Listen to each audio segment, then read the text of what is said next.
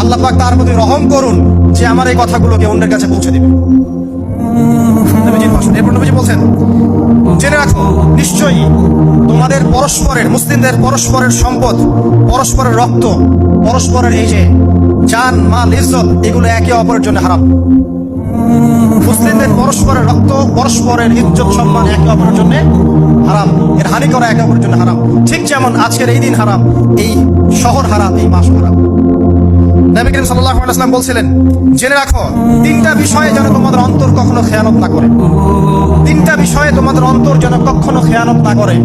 এক, তোমরা যে কাজটাই করবা শুধু আল্লাহ পাকের সন্তুষ্টির জন্য করবে। তোমরা যে কাজই করবে শুধু আল্লাহর সন্তুষ্টির জন্য করবে। তোমাদের শাসক বর্গের কল্যাণ কামনা করবে। তোমাদের শাসক বর্গের কল্যাণ কামনা করবে।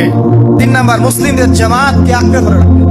মুসলিমদের ইউনাইটেড কমিউনিটিকে আঁকড়ে ধরে থাকবে। এই তিনটা বিষয় পালনের ক্ষেত্রে তোমাদের অন্তর যেন খেয়ানত না করে।